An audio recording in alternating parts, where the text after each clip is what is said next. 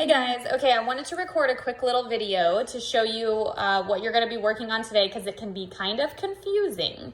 So you're going to want to read this information here about the different types of genetic mutations. You can have a substitution point mutation, which is simply where one base is substituted for another. And depending on how that changes the amino acid sequence, that could either be a missense substitution, a silent substitution, or a nonsense substitution. So definitely read through that.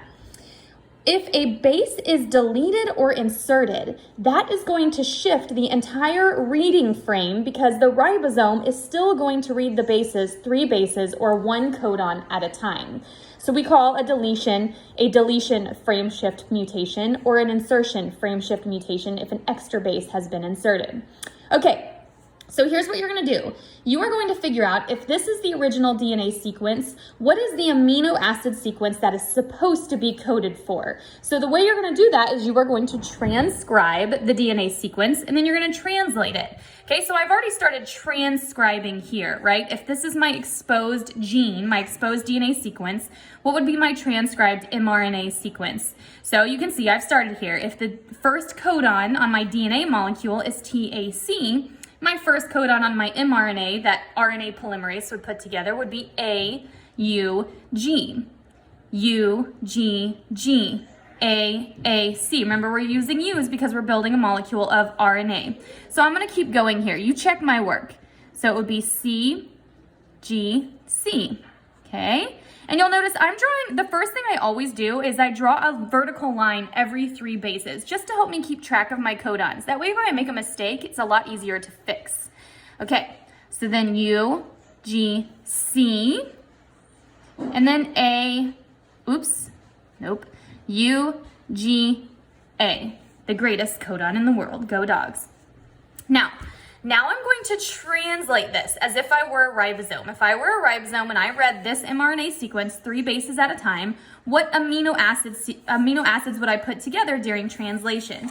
So this is where you're going to want to use the amino acid reference chart. This chart here and this chart here say the exact same thing. Just use whichever one you prefer. Now, I do think it's important for you to be able to read both, so practice using both because you never know.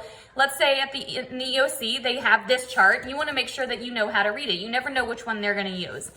Okay, so our first amino acid codon is AUG. So I'm going to go to my chart here and I'm going to look up AUG and I see that that's methionine, which is my start amino acid. So that makes sense. Okay, so I'm going to write MET on my paper here.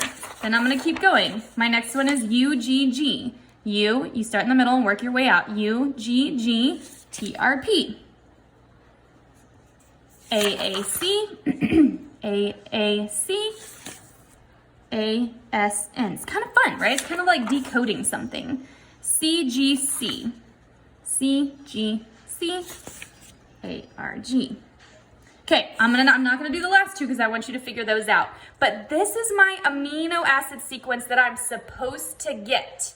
Okay, this is what the amino acids the body is supposed to build. So down here, you have a whole different example of different types of mutations, and you're going to try and figure out what kind of effect that mutation would have if this took place in a living organism. So here's my first mutated DNA sequence. So again, the first thing I always do is I go and I write a vertical line every 3 bases, every codon, just to help me keep track of all my codons. I'm going to compare it back to my original sequence to look at where the mutation occurred.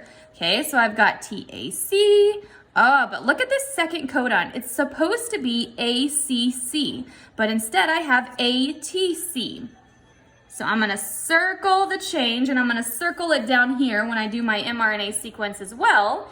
And I'm going to then translate it, and then I'm going to compare it back to my original to see if there was a change. If there was a change in the amino acid sequence, I'm changing the protein that gets built. So yes, there's going to be an effect.